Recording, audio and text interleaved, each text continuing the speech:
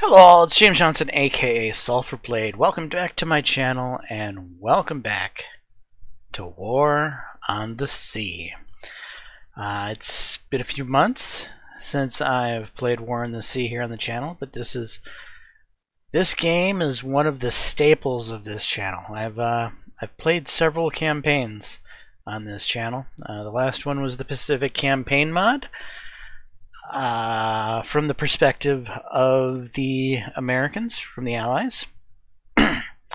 This time around, we're going to go with the Pacific Campaign mod. However, we're going to do the Rising Sun campaign, which is the reverse. So we're going to be playing as the Japanese.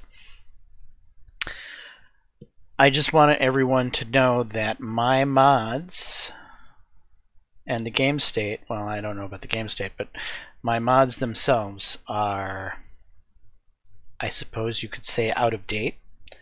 Though I did load up the game here recently and played through a little bit to see if there was any problems with the mods working, but they seem to work fine. Basically what's going on is my mods are not as new as they could be. My mods are the exact same way they were the last time I played during the Pacific Campaign playthrough. I haven't changed, updated anything. So I'm sure there's new stuff, I'm sure there's new equipment, I'm sure that there's been tweaks and changes, but I'm too lazy to bother. The game works the way it is, and so I'm going to play with it the way it is. So I've got an old version of TTE, I've got an old version of Abdicom, I've got an old version of the Pacific Campaign mod, and I'm playing War on the Sea as the Japanese. So there we go. Let's get into it. So the annexation of Manchuria, the great economic recession of 1929 hit Japan very hard. In 1931, our country is lacking in natural resources and our industries had nothing to produce. It left Japan an overcrowding and poor nation. When a nationalist faction in the army, Kwangtung, promised to solve these problems, they named themselves after the army corps they belonged to. Manchuria, a land rich in natural resources and fertile land, would be the solution to Japan's problems. The only thing they needed was justification. The justification came as Zhang Zhaolin and an incident. Manchuria was invaded and occupied in 1931. This development forced the cabinet to resign and started an internal political crisis, which the Kwangtung faction won. Instead of setting Manchuria up as a puppet state, they formally annexed it to Japan. The world did not look kindly upon Manchuria's annexation, in particular France, Britain, and America. Unlike the three who settled for strong warnings, the Soviet Union started to reinforce its borders with Manchuria when it became clear that Japan was investing heavily into its military, primarily the army. The Marco Polo Bridge incident, staged by the Kwangtung, led to the invasion of China in 1937. President Roosevelt, a longtime critic of Japan's actions, took a strong position and convinced Congress to approve military aid to Chiang Kai-shek's army. Great Britain also funneled instructors, arms, and supplies via Burma, making the progress slow and costly. With the oil embargo, the war drained Japan's resources quickly. The Navy proposed a new strategy: occupation of the resource-rich Southeast Asia. The Kwangtung took this as a challenge to the Army's pride and failed to assign us the required resources to maximize our chance of success. The Kwangtung's propaganda to desensitize and indoctrinate its soldiers against the Chinese caused what the world labeled the Rape of Nanking. Roosevelt once again stepped forward. The United States closely followed Japan's activities while reinforcing their holdings in the Pacific. Our intelligence indicates that the Philippines are heavily garrisoned by the U.S. and Filipino troops, with Luzon having the most defenders. The new airfields they built could prove very problematic to our offensive. The British garrisons at Hong Kong and Singapore received significant reinforcements. The Australians have been building infrastructure in the Solomon Islands and setting up defenses. The Dutch East Indies received the least reinforcements and are the most exposed. Our surprise attack on Pearl Harbor failed, and we find ourselves at war with an enemy that predicted our move. The American main fleet got away with minimal damage. We must begin our offensive operations without the element of surprise and without all the resources we need. We must contend with the powerful U.S. Navy's surface force and submarines guarding the approaches to our objectives. Alright, so that's where we are. We have this going on. Our strategy. In the east, we have staged the majority of our ground forces for the offensive in the Palau Islands. We can use them to quickly secure the Pacific Islands and reinforce them with airfields to guard against reinforcements coming from Midway. After that, we can focus on Southeast Asia.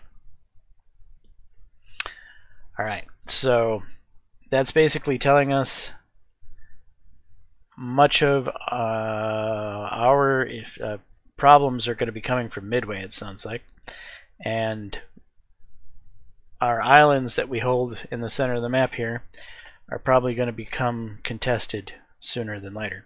In the west, alternatively, we can focus on the Dutch East Indies and Philippines first. Philippines will be a long fight against an entrenched enemy who will be expecting us. We forecast significant losses. Expanding the Kaohsiung airfield would provide invaluable air cover to our forces advancing on Manila and Hong Kong. The East Indies are the most exposed, and we can interdict reinforcements from Western Australia or the Raj if we secure them. Conclusion. No matter what choice we make, we must defend our current holdings. We must make use of superior tactics and training and overcome the enemy.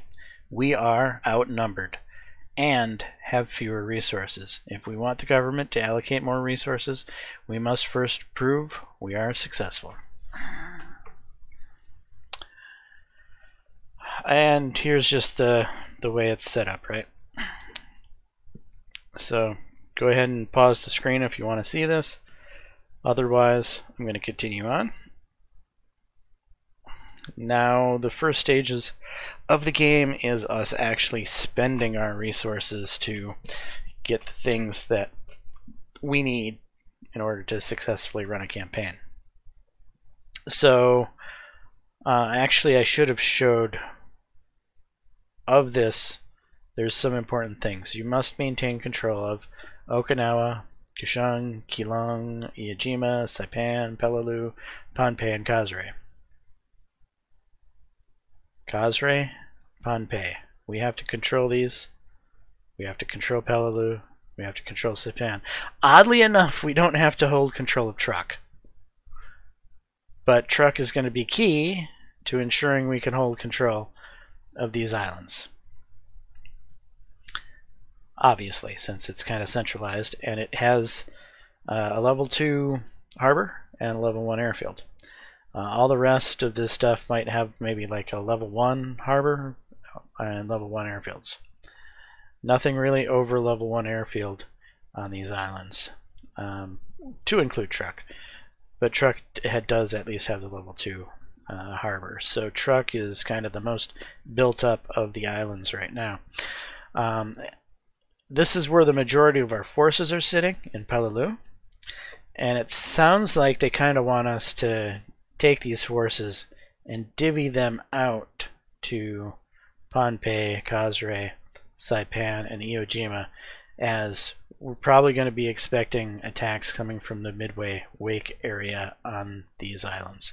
That's my guess based off of the information we've been given today. Alright, with that being said, we need to start purchasing our first fleets. So the first thing we're going to need is some sort of transport fleet to get stuff moving around. Speaking of which, how much stuff is here in the mainland that can be transported? Not much. How's Iwo Jima? So I think the first thing we're going to do is we're going to take troops and supplies out of here, because our capital should get regular monthly installments or weekly installments. I forget what it is, but it gets more stuff, and if you don't spend them, you end up sitting at max, and you don't. I think 10,000 is max, and you don't get any more. So you want to make sure you're hauling the resources out of here and getting it to the other areas. So Iwo Jima is going to be the first quick stop, and then from there we're going to take the fleet down to Peleliu to pick up stuff here and maybe send it out to Pohnpei and Kosrae, because I think these two only have 700 apiece. They're probably the weakest garrisons right now. They're going to need immediate reinforcements. So drop off here, head down here, pick up, reinforce here and here. That's the goal. With that being said, we need a fleet for that, so here we are. New fleet. Sort by Japanese. Merchant ships. We only have one access to the big hospital ship. There's only one in this class. We're going to go ahead and get it.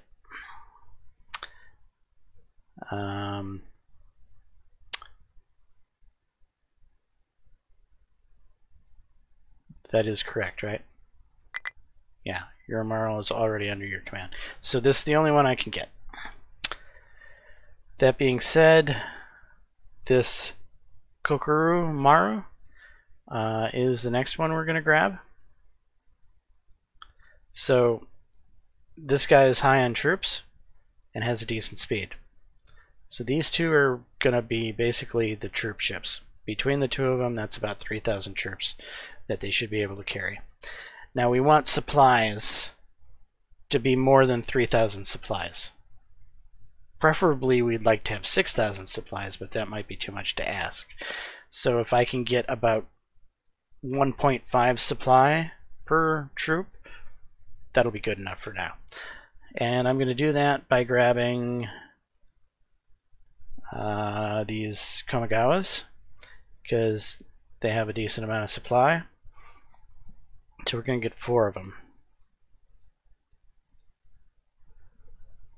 So that's going to give us, what, 4,800 supply and 3,000 troops being hauled off. Fairly decent ratio. You'd rather have a 2-to-1 ratio, but it's a good enough ratio. So that's what we're going to go with here. Next, we don't want to send our ships completely unguarded, or I don't like to do that. So I'm going to go with these destroyer escorts. The Momi has no sonar, so it's kind of a useless escort for the purpose of protecting these transports from submarines. It can't. The Mine Kazi happens to... It has 36 depth charges compared to the Wakataki, which has 48. And then the Kamikaze has 18. And that is pretty much the common difference between them, with the exception of the price. Certainly I would probably rather have the Wakatakis because they cost less. However, at the same time, what I was showing you earlier was the Wakatakis have 48 depth charges compared to the 18 here. And since these ships aren't going to be primarily doing ASW, their primary action is just to be escorts, I would rather use these ones that have limited amounts of depth charges to do escorting duty. So that's why I'm going to pick the Kamikaze class here. I want to save the Wakataki class for actually hunting submarines. So with that being said, I'm going to go ahead and get 1, 2, 3 Kamikaze classes. I'm leaving this last slot here open for a CVL. Where are we here? Here we are. And yes, I want to go with the float plane type Chichose class to escort a merchant fleet. I only have so many carriers. I don't consider this the type of carrier I would use to attack the enemy. This is more of a defensive carrier, right? Because it's got float planes, and fighters. So it'll be able to guard these merchant ships and give us an idea if there's any enemy fleets around. But we won't be wasting a good carrier we could be using for killing things. If that makes any sense. So that's why we're going to pick the Chitose to go along with this group. It's going to give it air cover. And that's done. We're going to rename this task force to IJN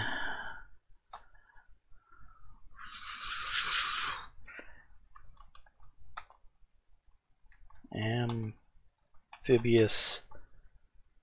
Am I even spelling that right? Group 1. Probably don't need to put IJ that in there. In fact, we could just go amphib. And we could even go with an abbreviation. Group. Sure, amphib group 1. Okay.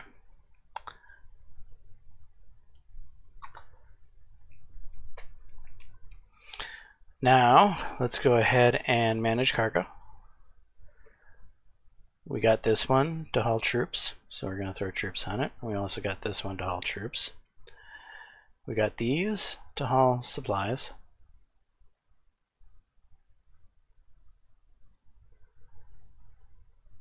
And these guys could even take a little bit.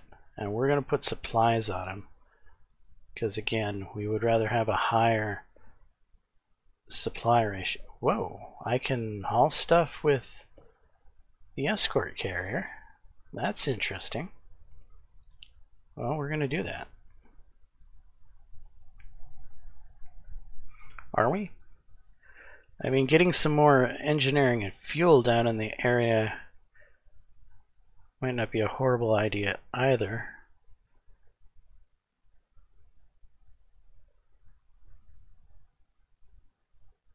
I mean, the fact it can carry fuel is just really cool. Let's go with fuel, because that'll allow. We need fuel for the planes to replenish planes at the airfields. You don't have unlimited planes. If you don't have enough fuel to replenish planes, you run out. So getting some of this fuel down in this area is going to be important for us to do. All right. Now then, we've taken care of the supply. We're setting a course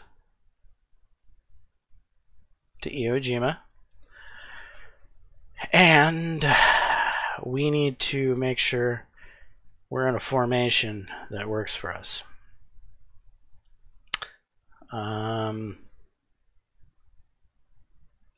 What's circular look like here?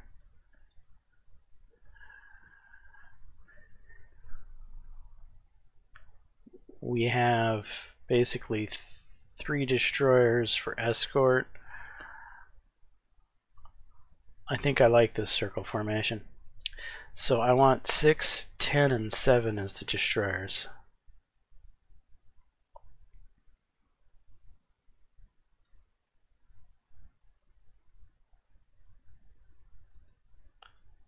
So we got 1 there, 6, where's 6? Go ahead and swap, and 7. Swap with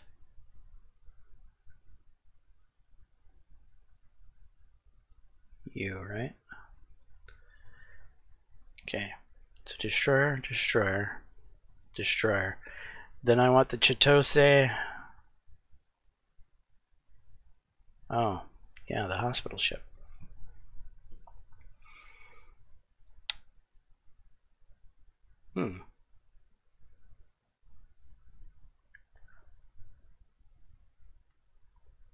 Alright. Swap these. So we'll put the Chitose at 4, and we'll put the hospital ship at 5.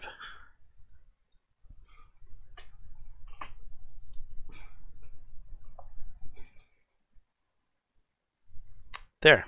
Good to go there. So we've got our formation set up. We have a destination. We've loaded up supplies. There's going to be a lot of things to do in this episode, guys. Just bear with me. So now we got this. We got the Chitose, so it could do its thing. And the thing it's going to need to do is recon, making sure it protects the fleet. And it's going to do that by ensuring that it's got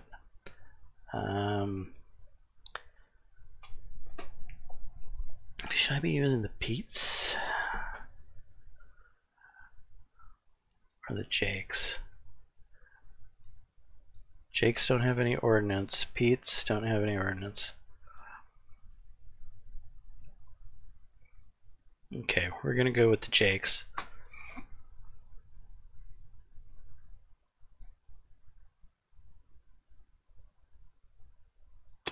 One.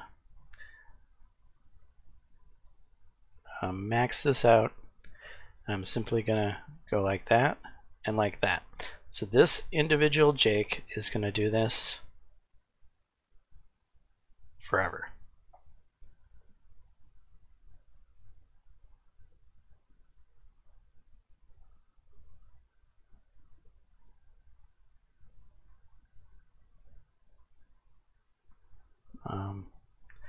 Land, RTV, tactical. That's, yeah, should be good to go.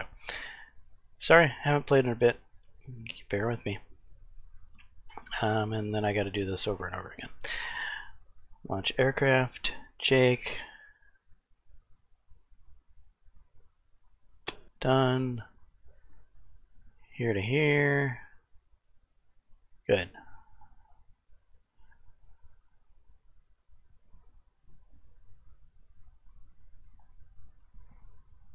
Jake. Done. Got 1, 2, 3. Done.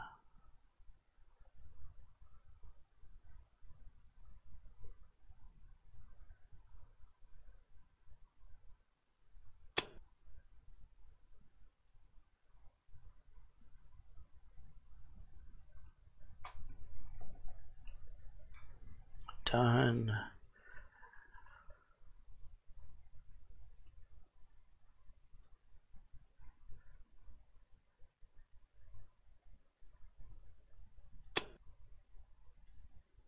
Down and over.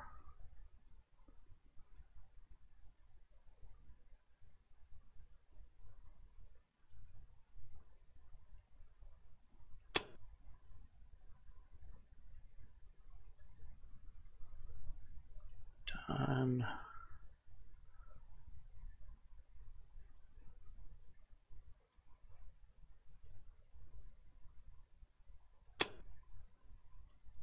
Here to here.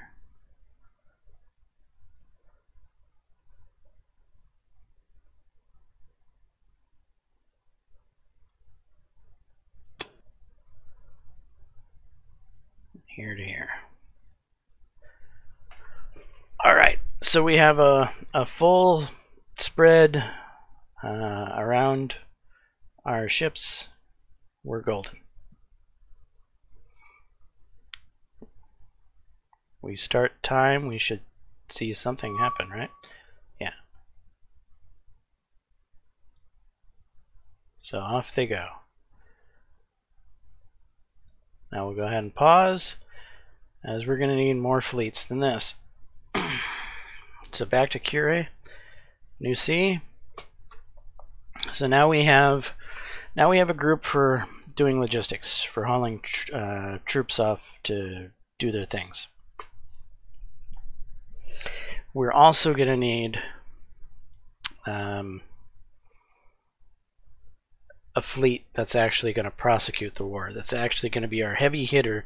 That's going to kill things and win the war for us. And that's going to be this fleet we're going to set up here. I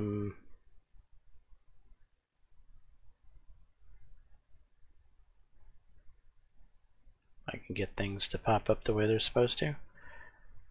Oh, so I need this, except I need to change it to ships. Okay, it's on ships. We don't want the Chitose, but we do want CVLs. We want to be in this category. The Taiyo just happens to be my favorite particular Japanese light carrier because it's got a large amount of Kates and a large amount of Zeros. These are the Japanese planes I like for controlling the skies. Zeros are my air superiority. They're going to control the skies, and Kates are going to inflict the damage. This is a great little carrier in my opinion. I wish I had more than 3. But anyway, we're going to go ahead and buy 1, 2, 3, all 3 of them right off the bat. So that's going to give us the ability to launch 36 Kates, which can do a heck of a lot of damage, and it's going to give us something like 48 Zeros, which if we end up in a carrier versus carrier battle, 48 Zeros should be more than enough to win the day in the sky. So there we go.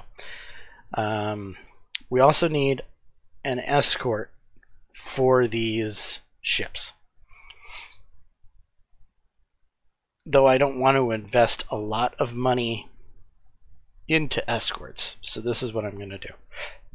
First, we're going to start with the normal destroyers.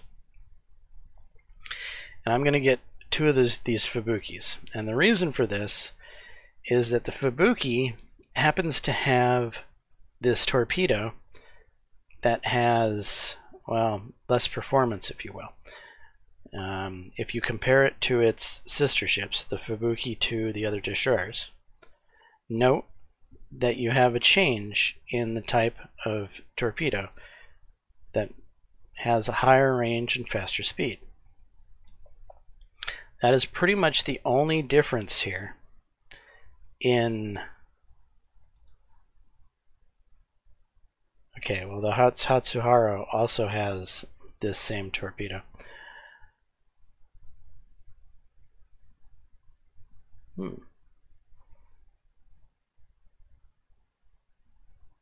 why didn't I like the Hatsuharu? Oh, I know.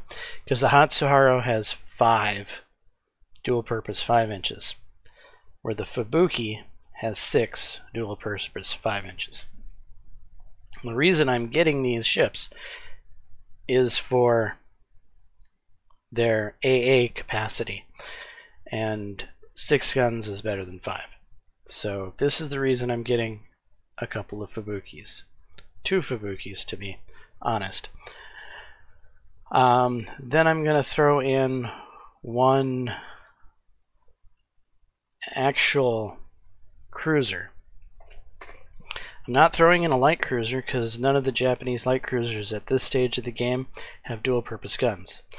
So they're not really useful for AA purposes. They don't really serve as a good ship to escort carriers with.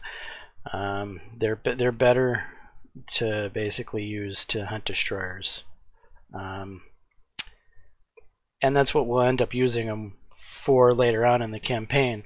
Right now, we don't need them. Like, if you're playing the Americans, you would probably use light cruisers to escort your, especially the Atlanta, right? The Atlanta is great for escorting carriers. But because we're playing the Japanese, we don't have a good light cruiser for escort duty. So we're going to end up using a heavy cruiser. Of the heavy cruisers, what separates them? Well, the Takao happens to have air radar. And the Tone has air radar. The Tone is probably the heaviest armored, biggest hitting heavy cruiser of the group. The Takao is probably the best heavy cruiser, and then it's more balanced. The Tone has all of its guns one direction, where Takao has it on both sides, forward and aft. But otherwise, they both have air radar. Anyway, I'm going to pick one Takao and throw it in to perform carrier escort duty. Then I'm going to fill the rest of these slots with cheap ships. And there's no ship in the game that epitomizes a cheap ship like the Momies. The Momies, you need to know that the Momies are kind of a useless destroyer. They're a target, is what they are. So we're adding this in to have some targets floating around in our fleet in case we do get attacked. Maybe the Momies might take some of the attack instead of the other ships. Or maybe the Momies might take a torpedo instead of some of the other ships. The Momies have no sonar at all, so they can't do ASW. So these Momies are just gonna help beef out this fleet. So 1, 2, 3, 4. And there we are. That's going to be our carrier task force. CTF. Carrier task force. What's something Japanese-y?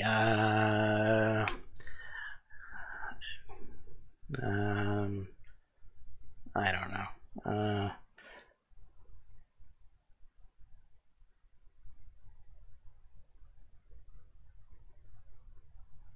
Not thinking of anything here.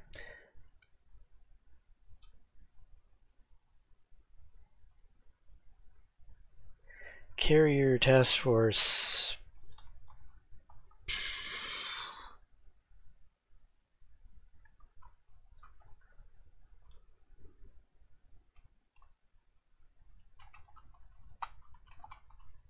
Now, carrier task force.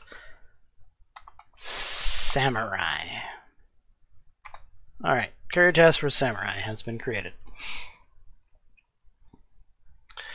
Now, what are we going to do with carrier task force Samurai? I don't know what to do with it right now, other than, I guess,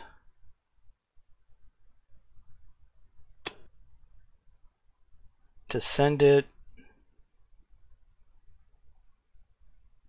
towards truck for now. So, and you know, it could probably deliver something to truck, maybe. Maybe? Manage cargo?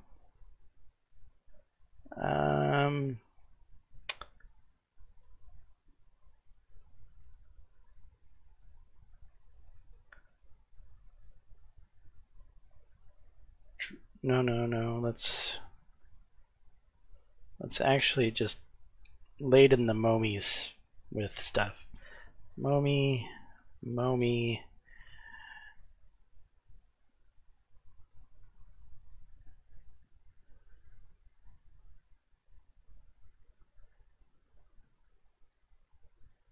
Alright, let's use these destroyers too then. Supply. There we are. So off they go.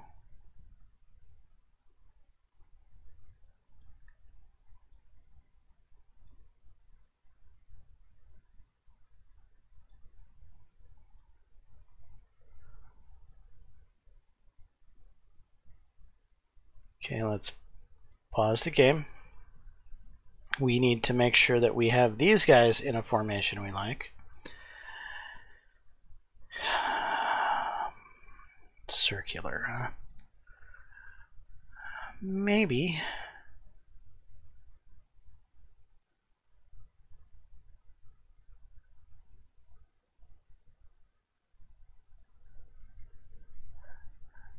No, we're not going to do circular.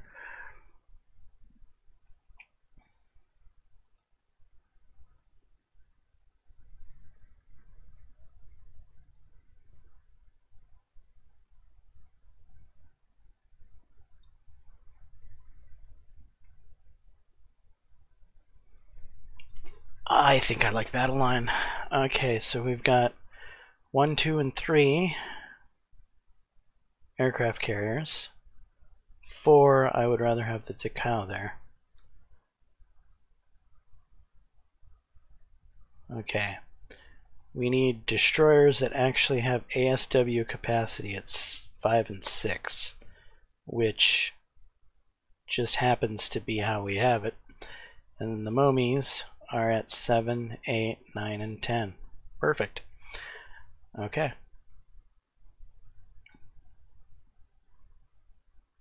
I am good with that. Now,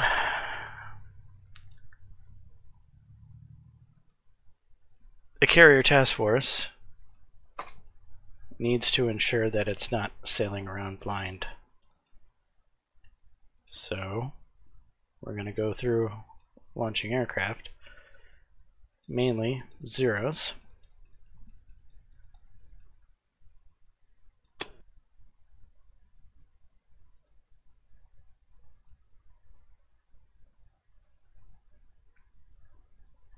There we go.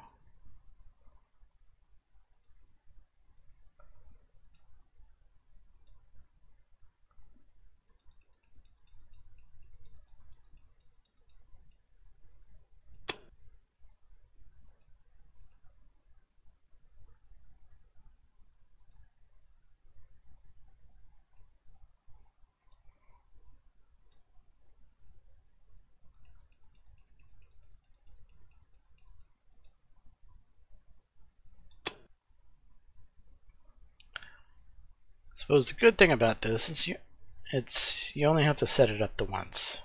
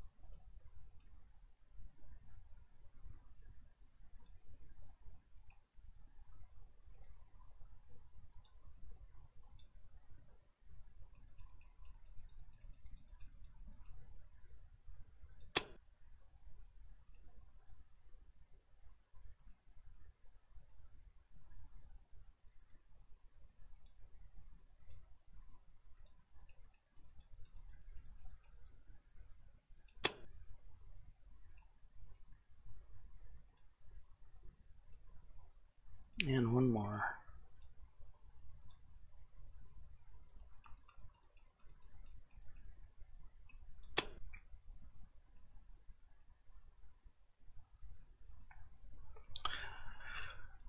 There we go. Now if we let time progress, we should see the planes start their wave. Out they go. Looks good. And we'll pause it up, because we're not done buying ships. So we've got our carrier task force heading out there. We have our logistical ship, fleet, our amphib group heading out there. Now we still have some command points to spend.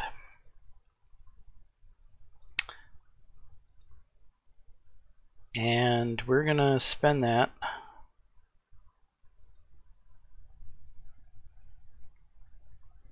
on some of these expensive submarines. So I like to get a couple of submarines in the beginning of the game. I don't like to have a lot of submarines. I like to have a couple of them for recon and interdiction, but submarines, especially Japanese submarines, are really good.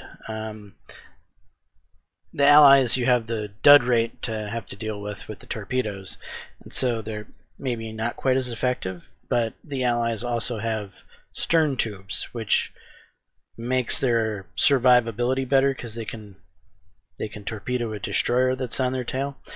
As far as I know, the last time I played anyway, and last time I played was not with this type of submarine. I'm not sure if it has a stern tube or not. I don't know, but most of the Japanese subs don't have stern tubes. The reason I'm picking this particular sub, however, is because it's the slowest, but that's not the reason I'm picking it. The reason I'm picking it is because it's got the most torpedo ammunition.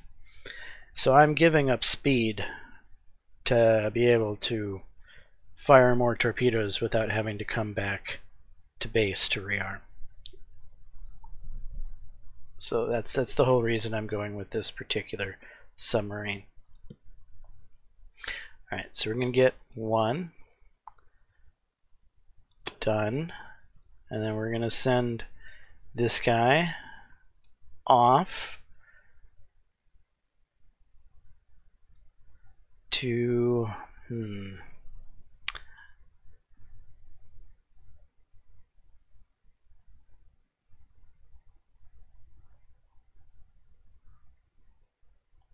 off to Saipan. It's gonna kind of patrol around Guam for now.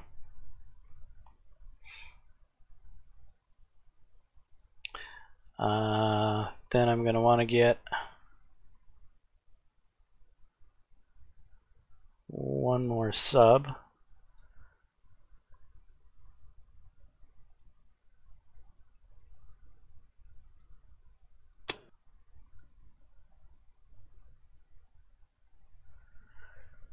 Alright, and we're going to send this guy off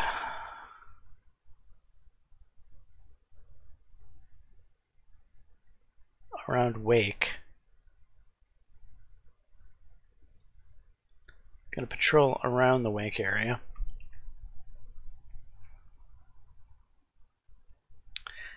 Then we still have 45 points. Now I can either use that to get another submarine out, or I could attempt to put together a cheap little logistical fleet for running engineering and gas, which I don't think I'm going to do yet. I think I'm going to hold off on creating the engineering and gas fleet. So I think I might get one more submarine out.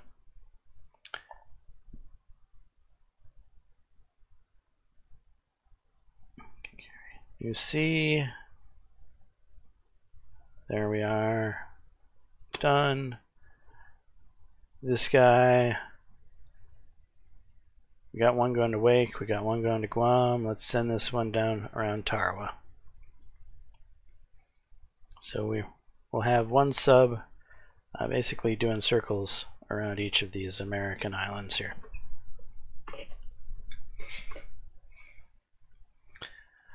Alright, that's pretty much it. That's most of what we're going to do. Now we have an issue here in Guam. Guam has a level 3 airfield. Saipan has a level 1 airfield. That's a bit of a mismatch. So if we're going to be doing anything from Saipan, excuse me, I guess we're going to have to do it in some sort of force.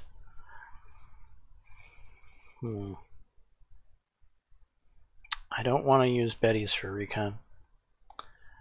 I could use these geckos for recon. That's what I'm going to do. I'm going to leave the zeros on the deck, and I'm going to send geckos out. Done. And you're going to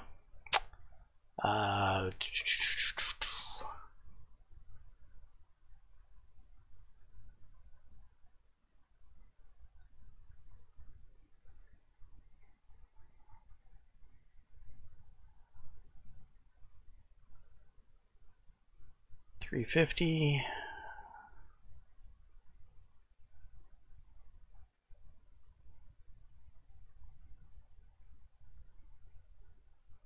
Okay, something about like that, and then repeat. And so it'll do that for infinity. Oh,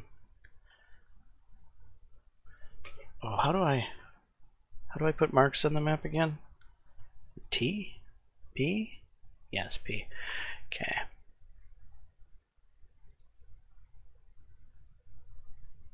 I'm just throwing down these quick marks here so I know where I have launched this guy from. New air, 1 gecko, done, course.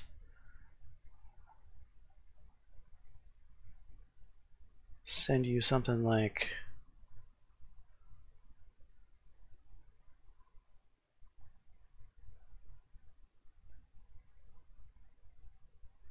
that. Again, we will put these marks on here.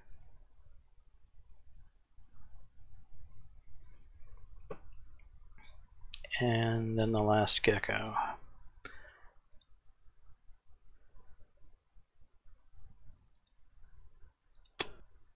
So I'm purposely flying, or trying to fly away from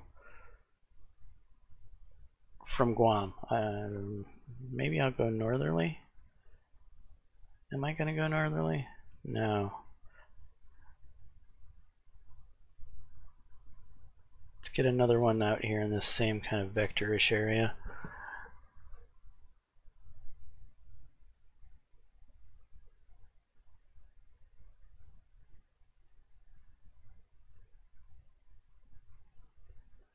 Right about like that.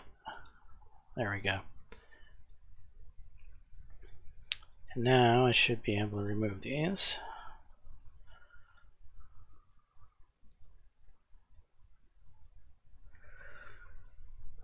So now we have scouts that'll be flying out of Saipan constantly. Iwo Jima, we're going to have to do the same kind of thing.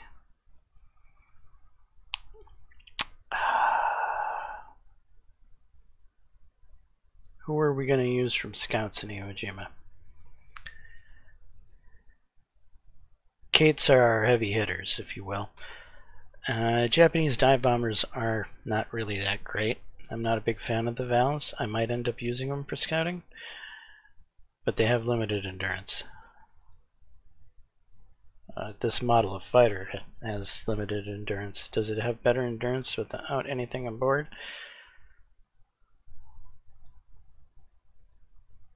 Alright, these Vals have decent endurance with nothing aboard. We're going to use the Vals for scouting. Okay, so done, course.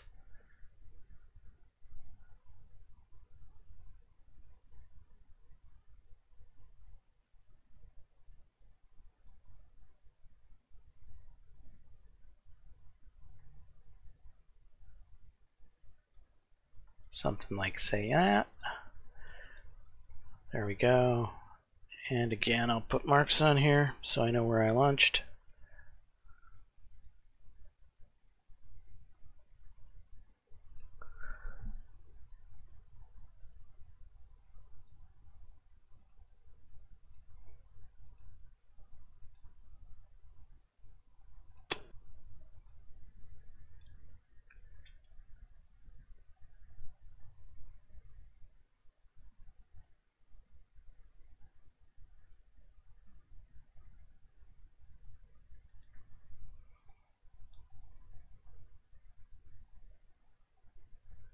So the problem here with what I'm doing, or a problem that at least we used to have in the game, is you see the break in these lines? Sometimes that causes us to have to redraw this stuff. But maybe it's been ironed out and fixed. So we're going to go with it like this and see if it's been fixed. Otherwise, I might just have to draw straight shots.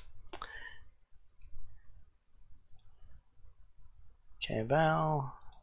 Nothing on board. Done. Course.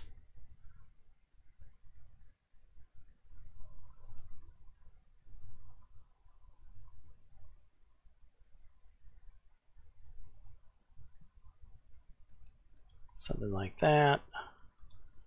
Beautiful.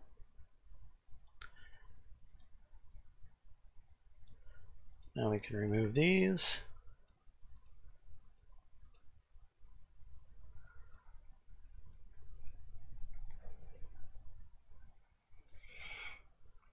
Truck, we're going to be doing something similar. Judy's are decent bombers. Betty's are our heavy hitters. We're going to be using the zeros.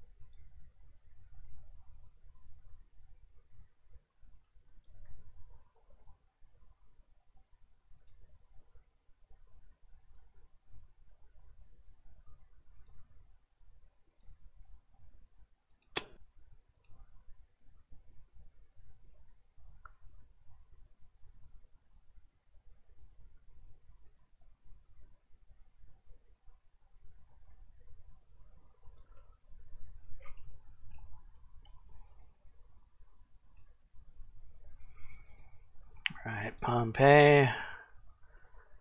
Mavises. If I remember right, these are big, lumbering, slow-moving things.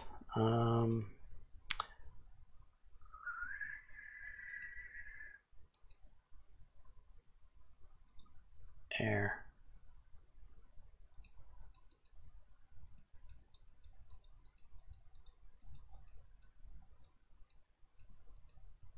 There's the Mavis.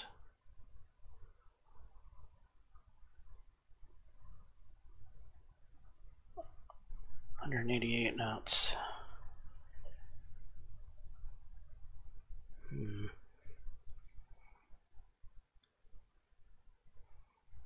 They got 2 torpedoes. I kind of want to keep them as strike.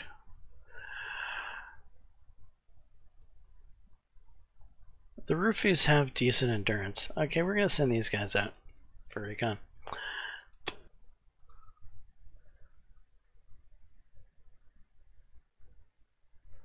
Actually, let's...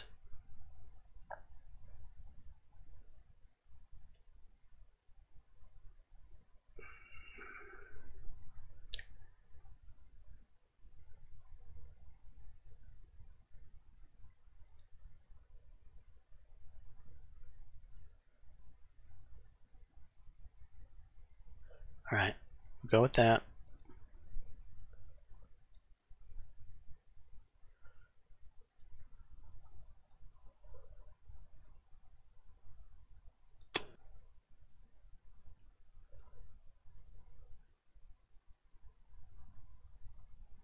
Go with that. So the benefit of this is that these will continue in perpetuity. They won't screw up.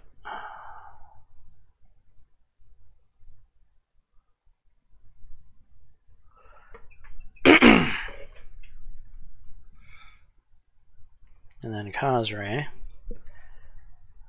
Same thing.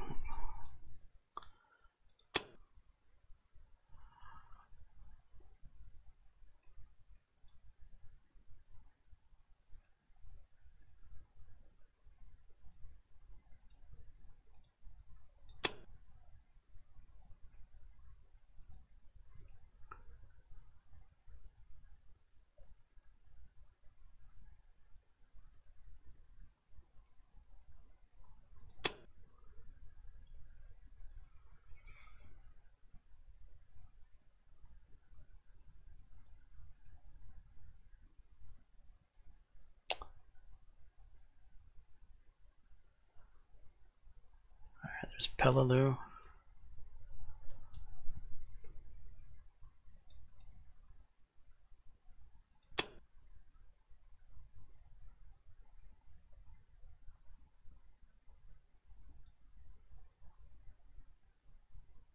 You don't have the endurance for this.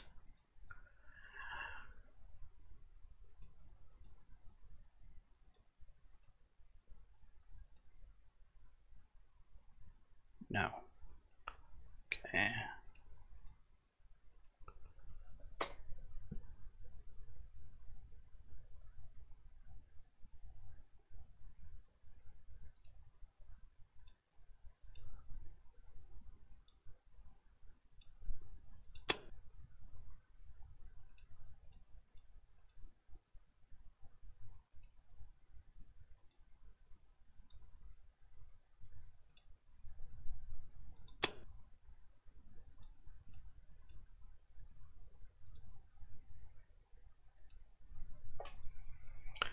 All right. Spotters for Peleliu.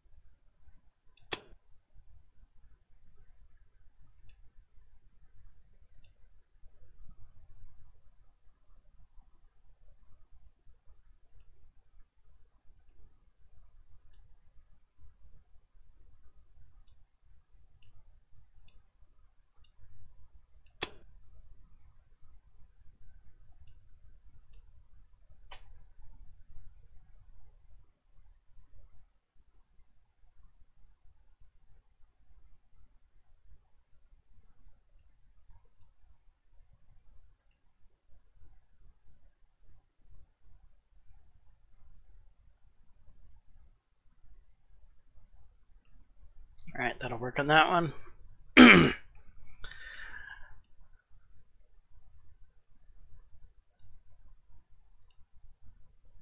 Kate Bell, Toria. More bells.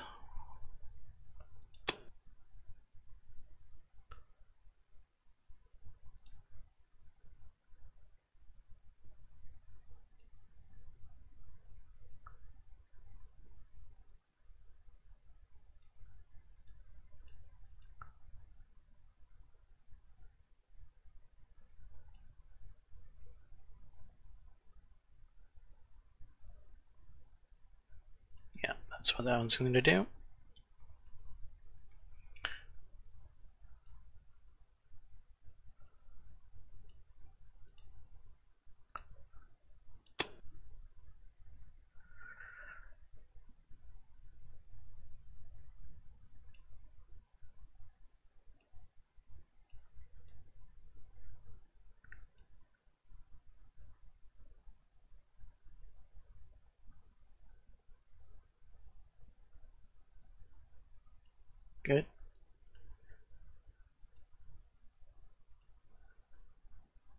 and this last valve.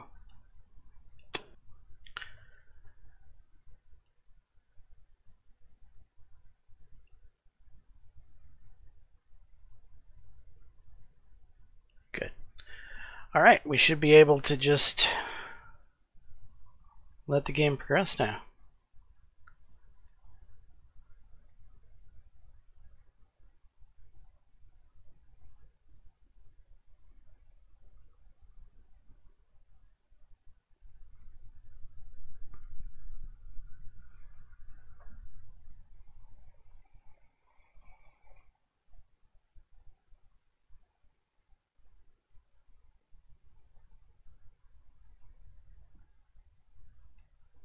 It might make sense to utilize Yokosuka here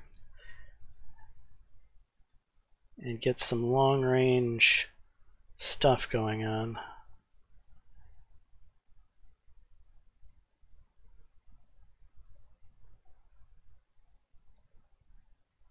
Endurance 202, endurance. We don't really have any long-range stuff going on, do we?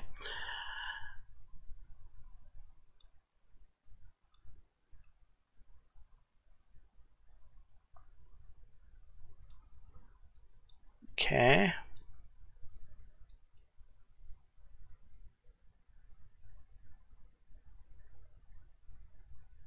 Sasebo? Emily's, maybe? Yeah.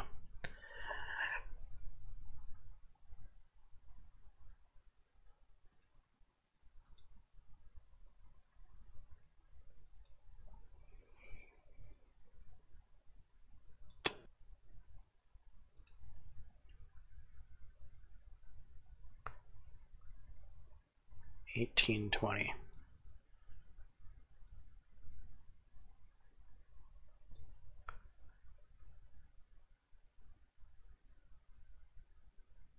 Okay, you're gonna fly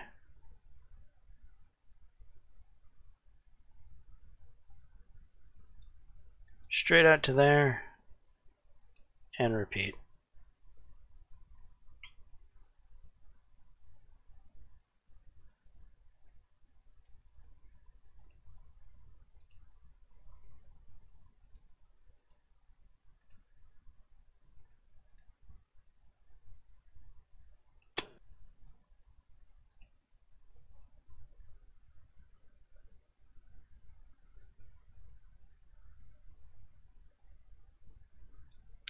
Straight out to there and repeat.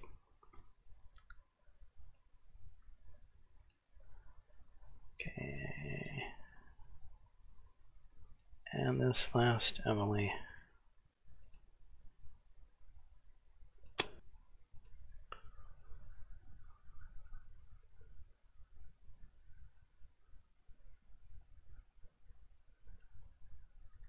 Right there and repeat. There we go.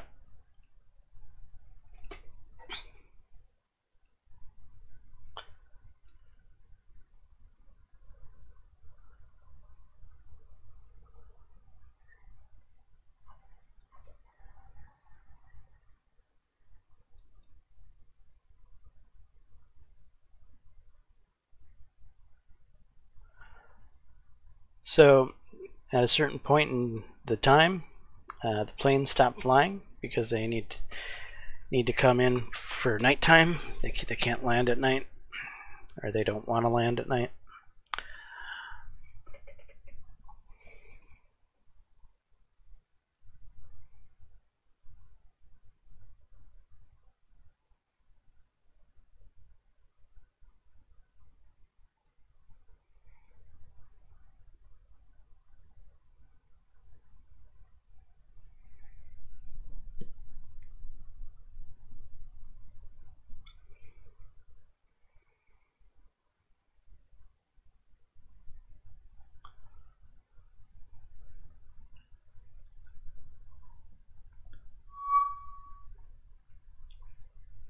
Air operations now available. And all the planes should go taking off again without me having to tell them to do so.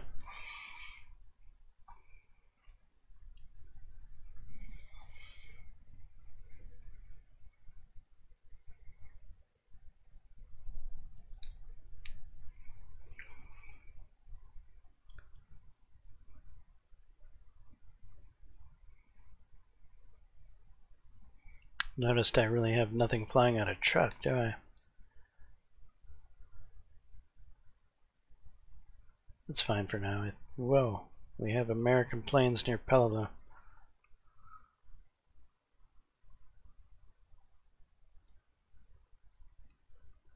I mean, if there was a port to attack, it would be Peleliu.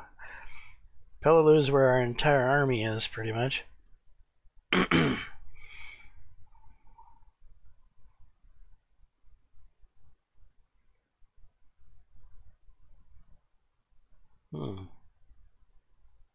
Interesting behavior here. Could there be an aircraft carrier in this area? Because those planes are going to a strange location.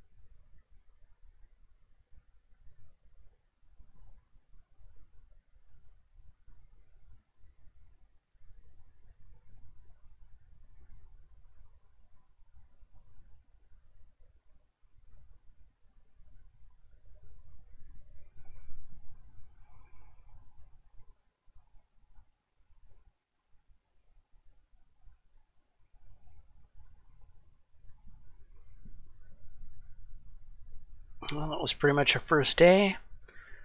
Nothing too much exciting happened. We saw a little bit of enemy air flying around near Peleliu.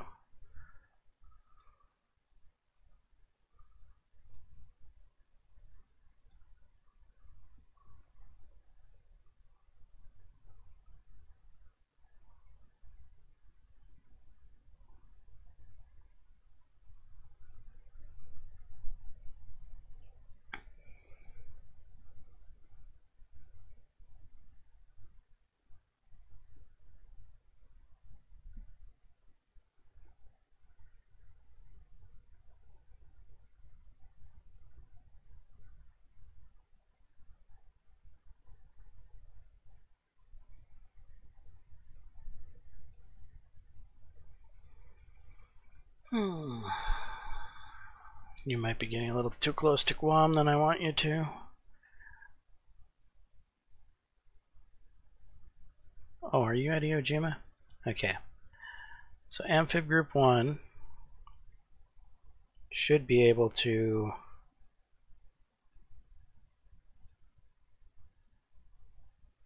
so we got 800 troops, 800 supplies. We're going to go to Amphib Group 1 here, and we're going to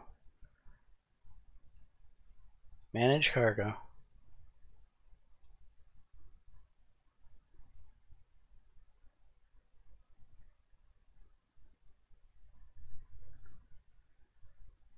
Wait, no. Unload all cargo. That makes more sense. Okay, so everything has been offloaded at Iwo Jima. Iwo Jima now has 35 fuel, 3,800 troops, 5,900 supplies. So it's definitely more fortified than it was. Okay, Amphib Group 1, you're now going to change course to Peleliu.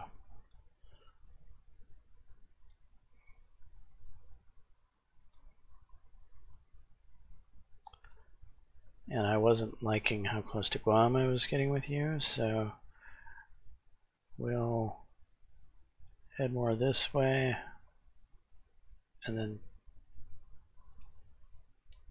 this way, and then this way.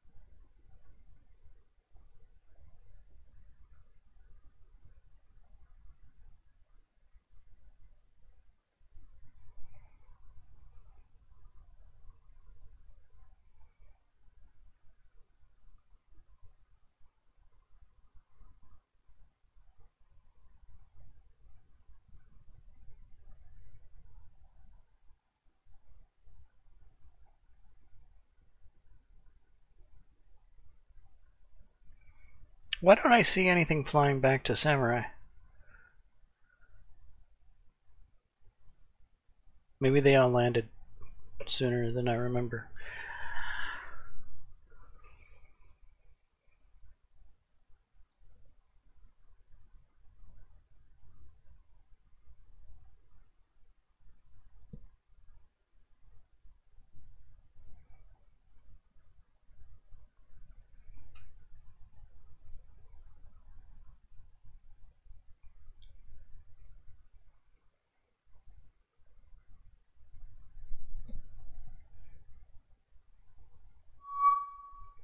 Okay, there's planes in there.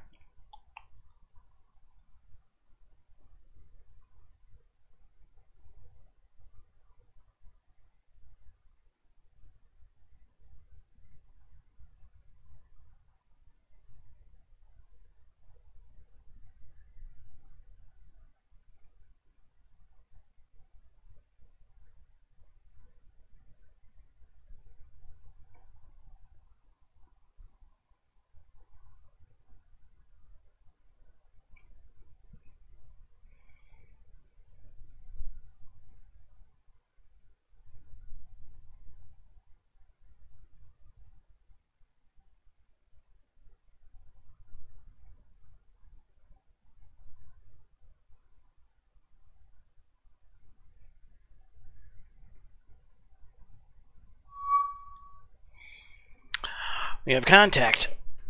The Emily thinks it spotted an aircraft carrier. So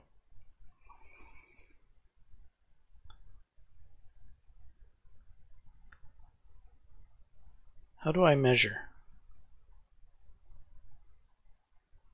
Okay, one of these causes the game to go into super fast forward, and one of these causes the game to measure.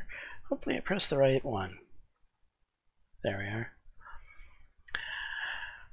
560.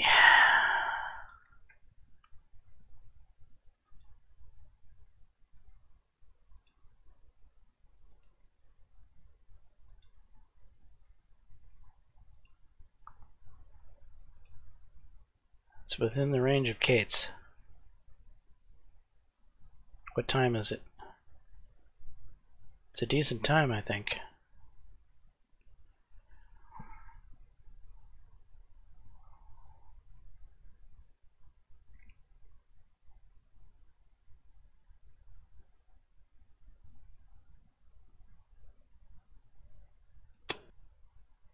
Set your course here.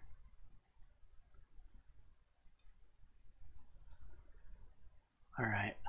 Onyo. Launch aircraft. Launch your zeros first. Done. Escort.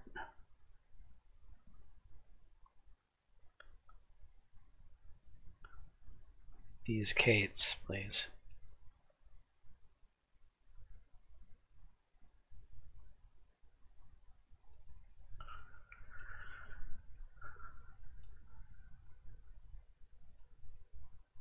And Onyo, launch aircraft, launch the Kates. You launch the zeros first because they don't have weapons, and if they don't have weapons, they're not going to put the deck on cooldown. Done.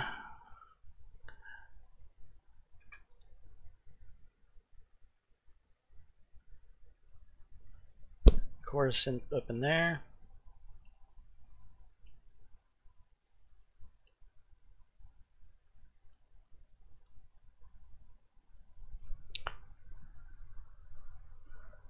Okay.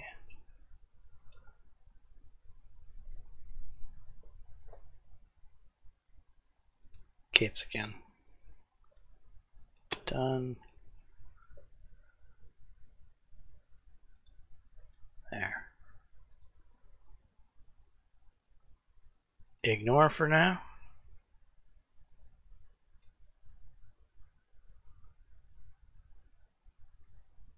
Pause it. we want to mark this. Just got to remember how to do that. If I change the slider, it's going to change the icon. Okay, you have been marked.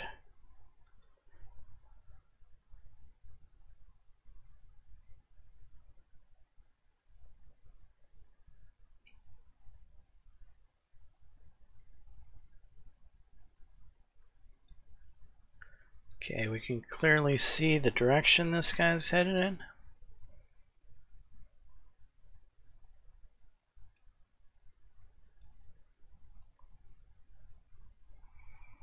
Where are our planes?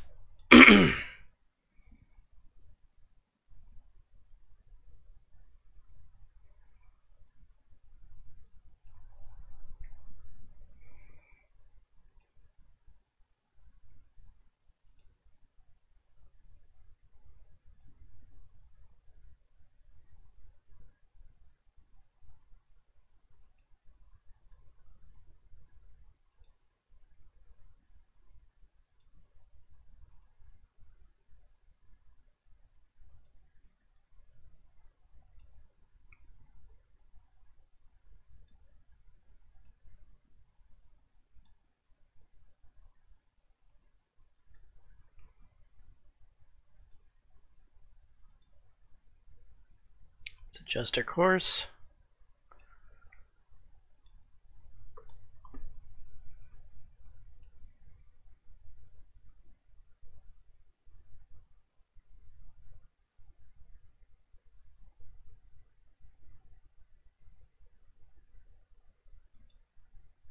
You vanished right about here.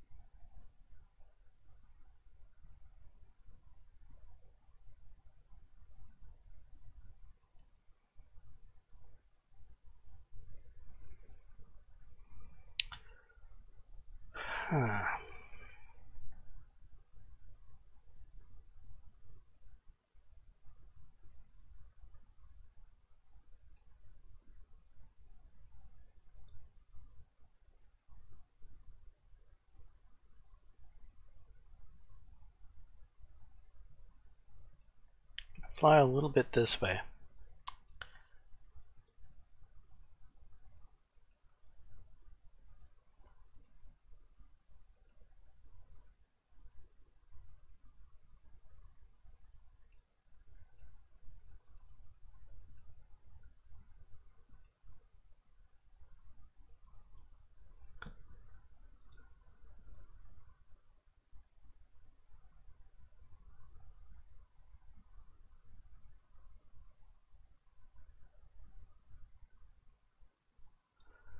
Alright, we're going to go into tactical right here.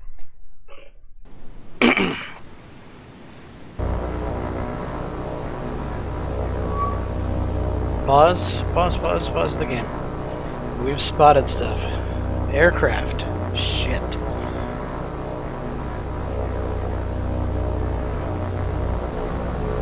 Okay, this isn't good. Well, where there's aircraft, there's ships. Okay, I gotta remember how to do all this.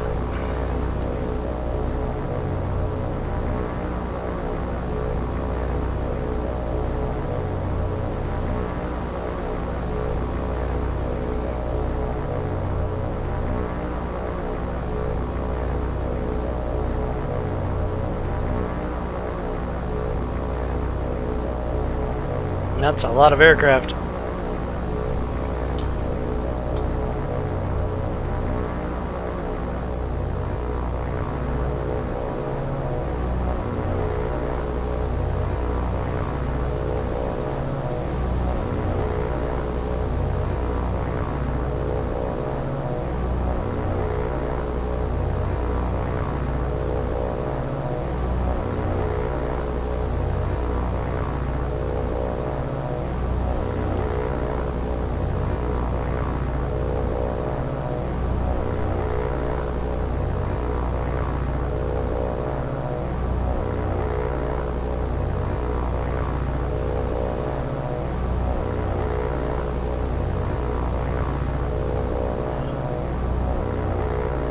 Alright, well, 1 through 12.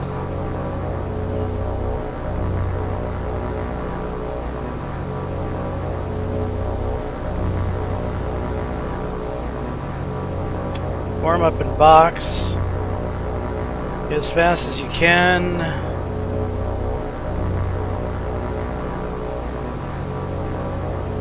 Head towards the deck.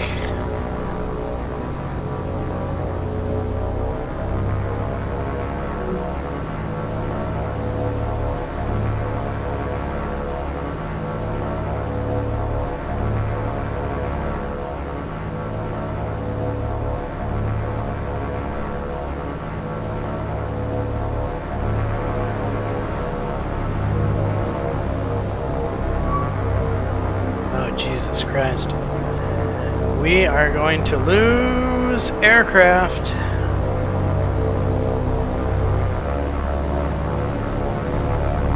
These are Wildcats. There's definitely aircraft carrier out here somewhere. But where?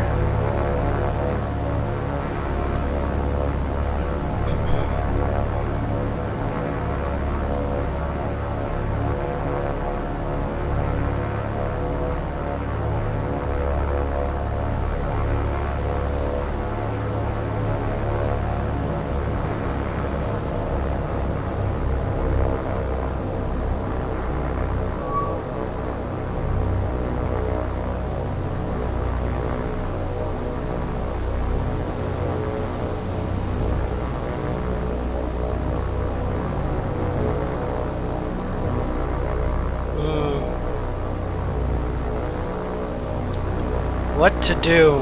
What to do? I sent an escort, but the escort turned around early. Wishing that wouldn't have happened.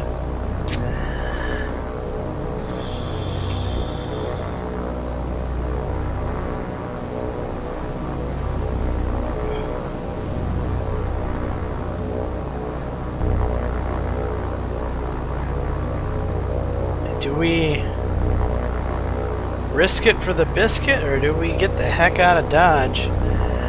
I'm thinking warm-up box, altitude, speed, head out. These other ones. Form a box.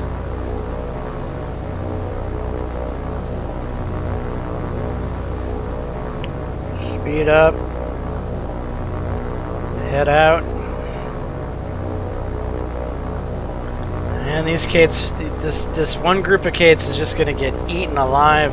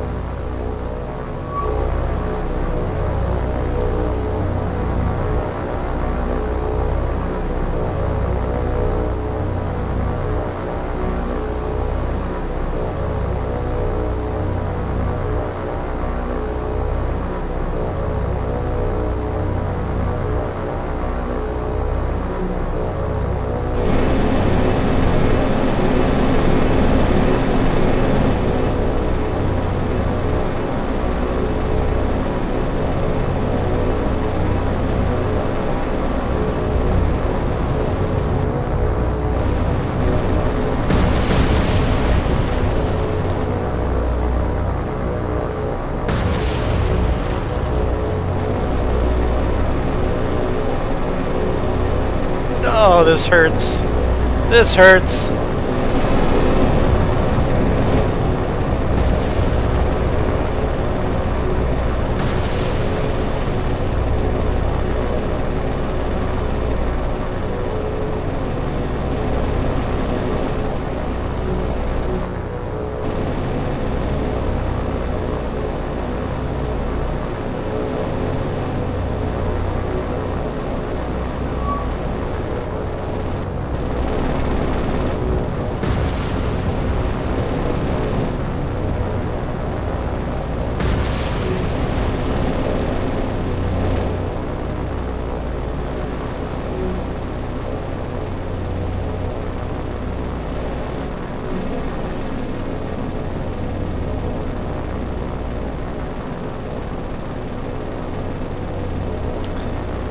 So we're basically sacrificing this entire carrier group so the others can escape.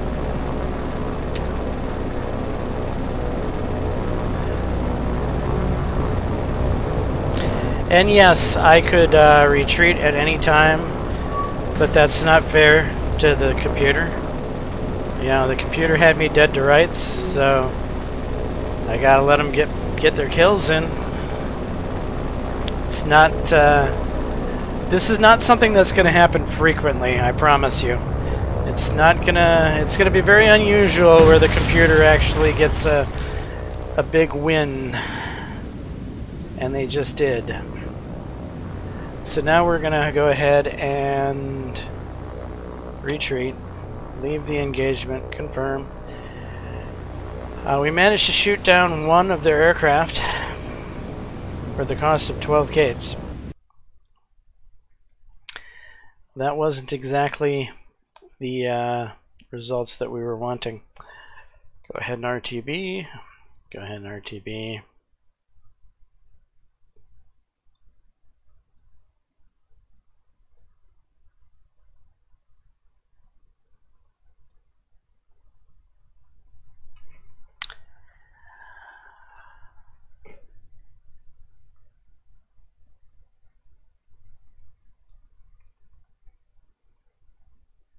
Ouch.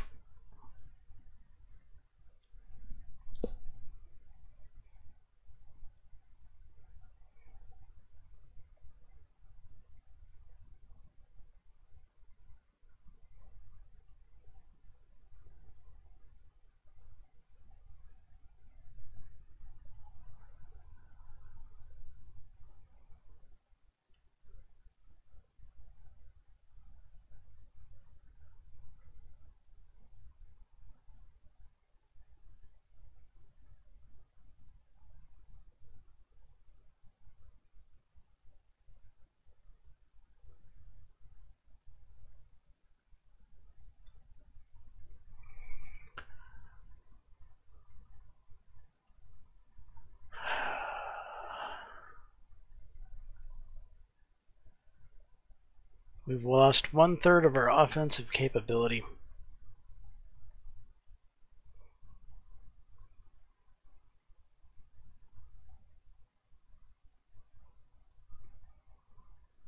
Alright, well, we're gonna stay in the neighborhood anyway.